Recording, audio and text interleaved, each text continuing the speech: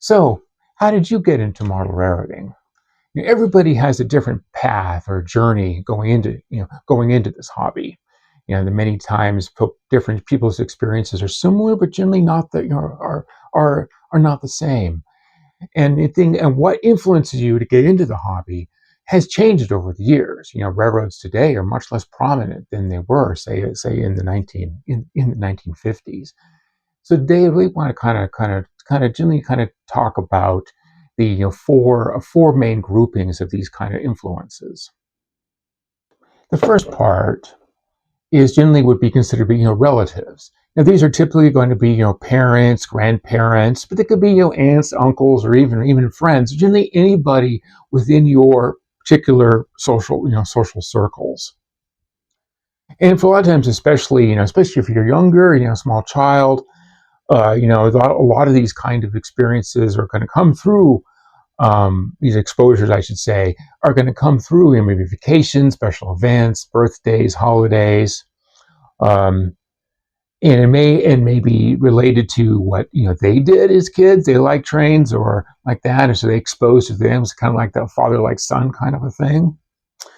And as for me, I'm going to use some examples from my past to help illustrate some of these.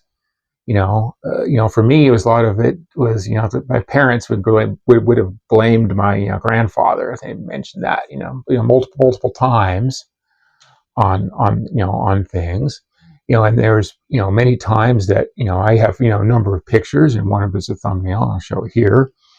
Is, from me and my grandfather, standing at the sides of the Santa Fe yards in Chicago, and watching the switchers shuttle cars around.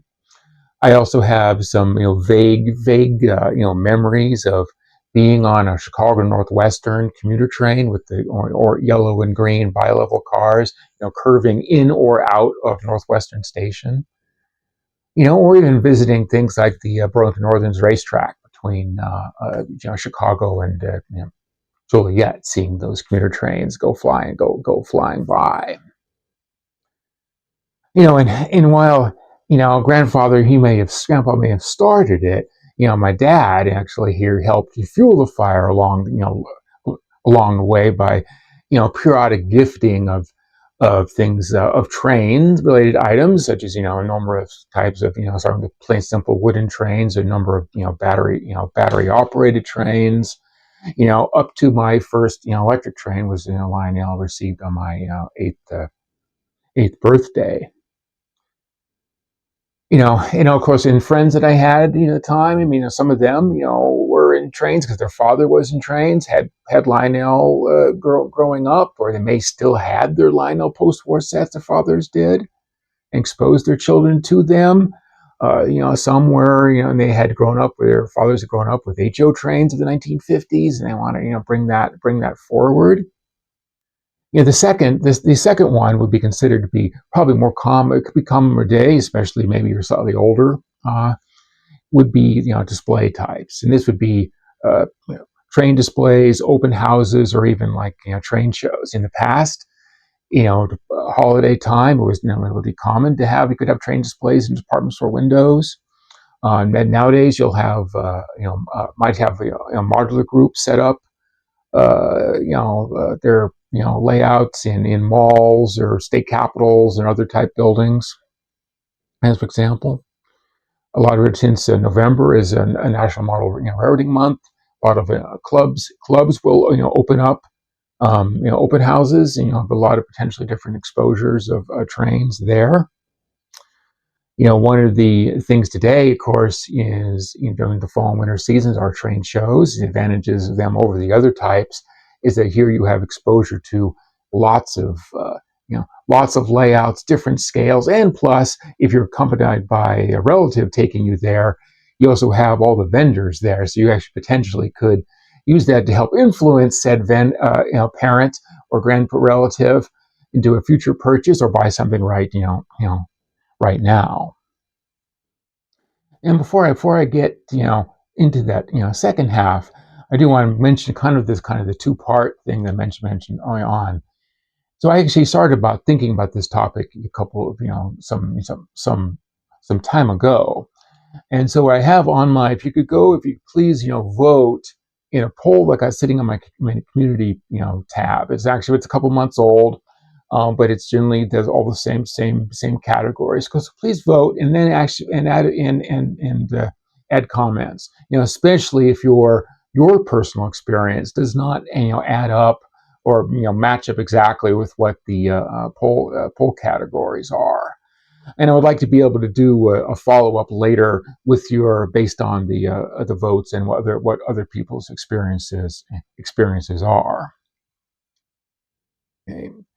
The third type would be more of these hobby shops and stores, and these could have may or may not have display layouts in them. Of course, that would help if they did.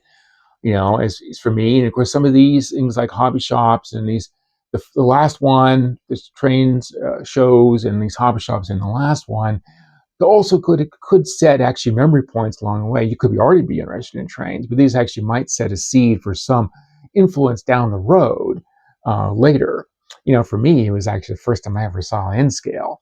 I remember seeing the streamliners was yellow, so I can only guess it was maybe Atlas, Rivarossi, Union Pacific, streamlined cars at the time. I also remember being fascinated by occasional toy stores would have a little display layout in the windows. I could sit and watch that for hours. A lot of times those were N scale because it would fit. So those initial things, even though it was maybe years before I got into N scale, that was something that helped him set that seed there. And of course, then our fourth type that may potentially could be a starting influence is media.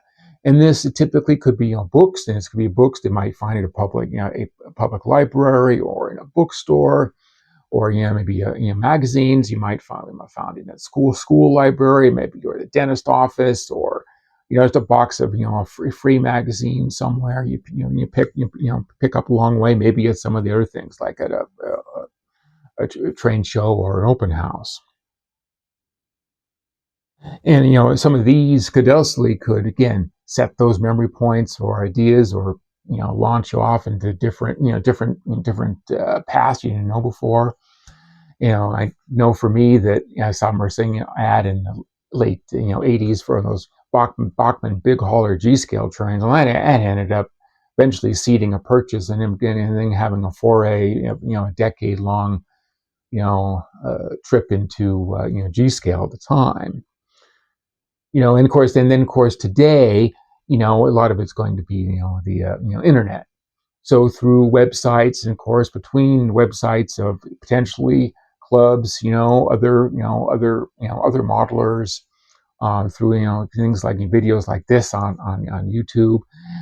There's definitely different ways to get exposure, and thinking, hey, that's kind of interesting, and maybe it's a multiplier effect, based on what parents had done, or maybe some things you maybe had casually gone to a show or seen them all set up, and then seeing this stuff on the web. You decide to Google it, and then you end up looking into it and then digging into it and diving.